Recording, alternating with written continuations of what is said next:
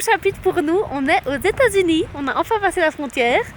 Et là, on se trouve dans le Wyoming, dans le parc du Yellowstone.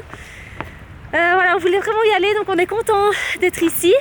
Maintenant, on s'attendait à des températures un peu plus clémentes parce que c'est quand même vachement plus au sud, mais c'est complètement raté. On est en pleine tempête de neige depuis qu'on est arrivé. D'ailleurs, je marche un peu comme une handicapée parce que ça glisse super fort. Mais bon, les avantages, c'est que les paysages sont dingues, tout est enneigé. Et aussi, on est seul, il n'y a vraiment personne parce que c'est vraiment la fin de saison. Dans 6 jours ici, le parc est fermé. D'ailleurs, il y a beaucoup de routes aussi qui sont fermées dans le parc. Mais ce que je voulais vous montrer, c'est les paysages ici qui sont quand même vachement différents de ce qu'on a pu voir au Canada. Il y a plein de sources géothermales. Et alors la fumée que vous pouvez voir, c'est des émanations de soufre. Et c'est très beau, mais le seul truc que je peux dire, c'est que ça pue l'œuf pourri.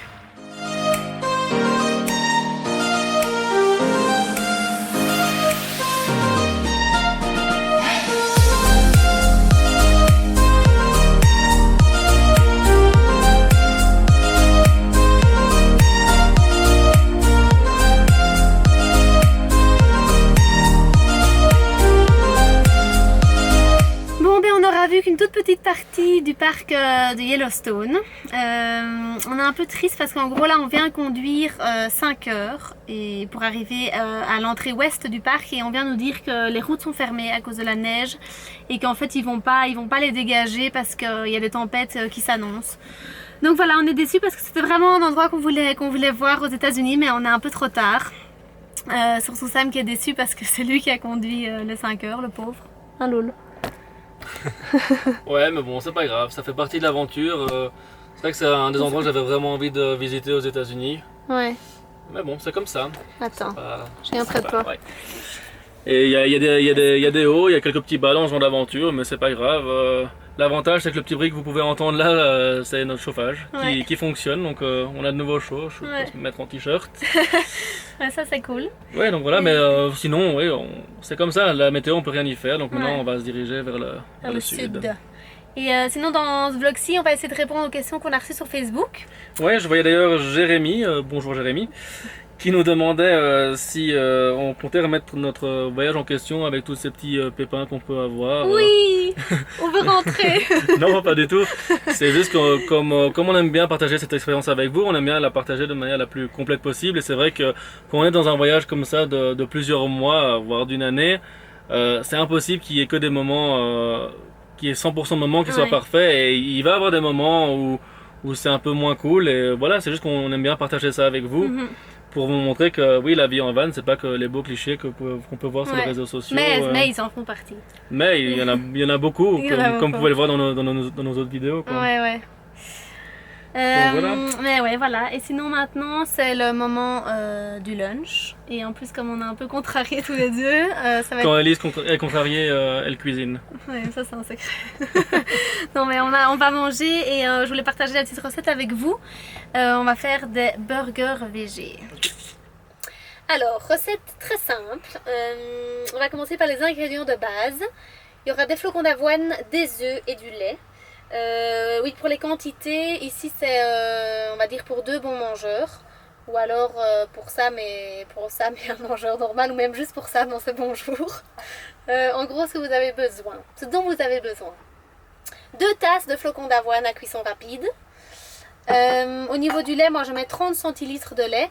Et ici, nous on a acheté du lait d'amande, parce qu'il était en bon prix. Mais en gros, on utilise parfois du lait de soja ou même du lait de vache, si vous buvez du lait de vache.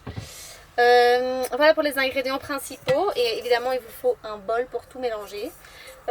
Et pour les légumes, moi en général, j'utilise tout le temps une carotte et une courgette que je râpe.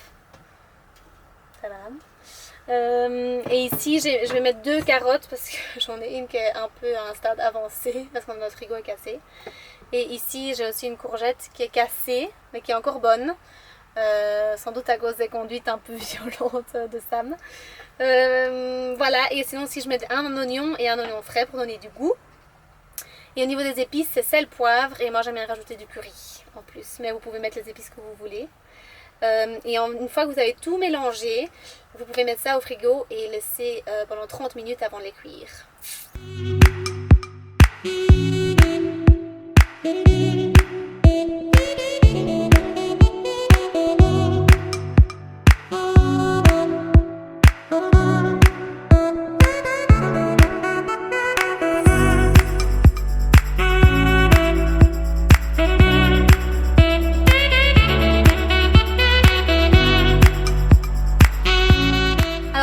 donne après avoir tout mélangé et après avoir laissé reposer. Et puis il suffit de les cuire. En fait, c'est pas du tout compliqué. Vous faites chauffer de l'huile dans une poêle. Il faut qu'elle soit bien chaude. Moi, j'utilise de l'huile de coco, mais l'huile d'olive, c'est très bien aussi. L'huile de canola, toutes les huiles sont bonnes. Et puis, il suffit de faire des boulettes avec les mains ou alors vous prenez comme moi une cuillère et vous le mettez dans la casserole. Et puis après, vous allez aplatir pour faire des formes de burgers. Comme des burgers de viande. Et vous laissez bien cuire évidemment des deux côtés pour que ce soit bien croustillant. Et pour répondre à l'autre question de Jérémy qui demandait quand est-ce qu'on allait arriver dans le sud, donc en Argentine. C'est pas facile de répondre à la question, mais on pense qu'on peut quand même compter 1 an avant d'arriver jusqu'en Patagonie. Donc voilà, et alors aussi d'autres personnes demandaient si on allait faire du van après notre voyage. Aussi question compliquée, mais il y a plusieurs scénarios possibles évidemment. Dans ce genre d'aventure, tout peut un peu arriver. C'est aussi pour ça que c'est compliqué de programmer exactement le timing du voyage. Mais s'il est toujours en bon état, ou bien on le renvoie en Belgique pour faire peut-être d'autres voyages là-bas. Donc Lola, ne t'inquiète pas, tu pourras d'office l'emprunter et voyager un peu avec.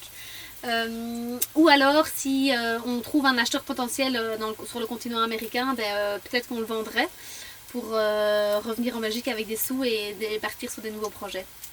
Donc voilà, on verra un petit peu comment ça se passe. Et moi je vais vous laisser parce que les petits burgers sont en train de cramer. Et voilà ce que ça donne quand c'est cuit. Et vous pouvez manger ça un peu comme vous voulez. Nous on mange juste ça avec la sauce cocktail. Voilà, avec des tomates élevées en plein air, bio, feng shui. Et sinon on avait une autre question. Oui, je sais pas qui nous la posait, mais c'est vrai qu'on nous demandait un peu les choses qui nous avaient le plus manqué pendant ces 4 premiers mois. Pas grand chose en fait, mais moi ce qui me manque le plus c'est ma famille, mes amis, les proches et passer des moments avec eux.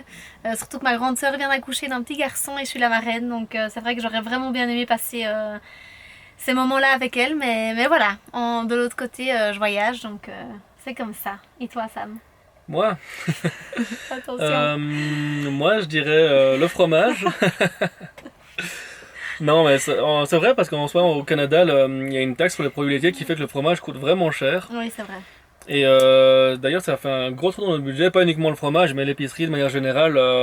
On s'attendait peut-être pas autant à dépenser pour 2 pendant 4 mois et demi. 4 mois et demi. On a dépensé plus de 6 000 €. Ouais, mais bon, tout compris avec les réparations, enfin tout ce qu'on a dépensé en gros, les réparations du van et tout. Mais bon, on n'a pas, à côté de ça, on a payé aucun emplacement de camping, Ouais. on a quasi pas fait de restaurant, enfin c'est vrai qu'on fait attention.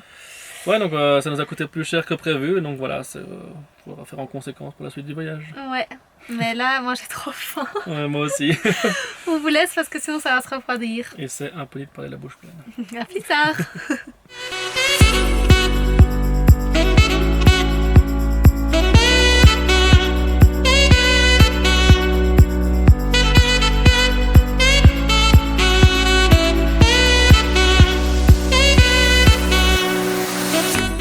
Changement de décor, on en avait un peu marre du froid, donc on a décidé de conduire quelques jours vers le sud.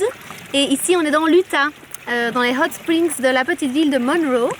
Et c'est ici qu'on va aussi répondre à quelques questions. Ouais, j'ai fait une petite liste ici sur mon carnet.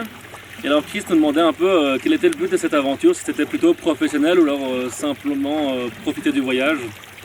Le but au départ c'était vraiment le voyage et l'envie d'évasion et de découvrir ce continent que ni Sam ni moi on avait visité avant.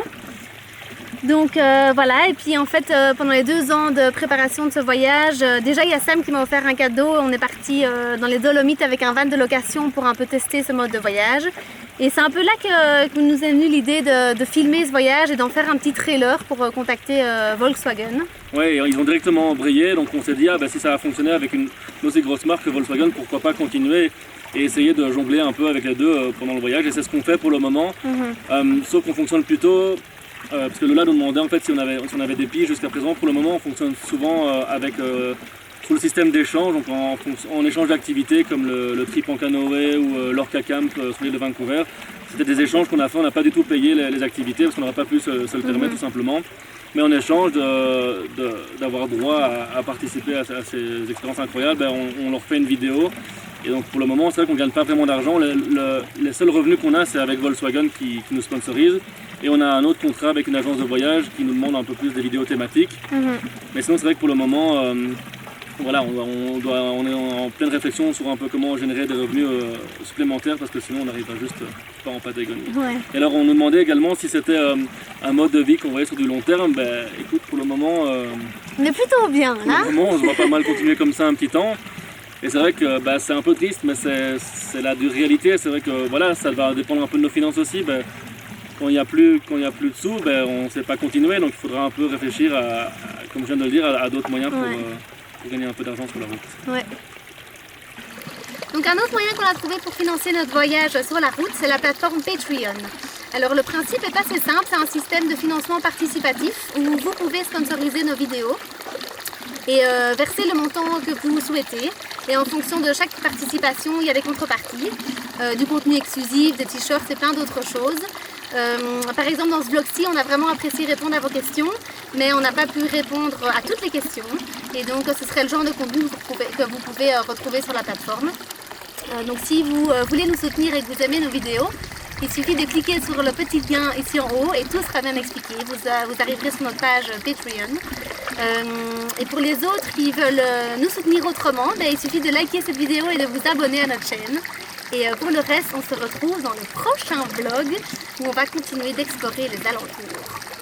Ciao!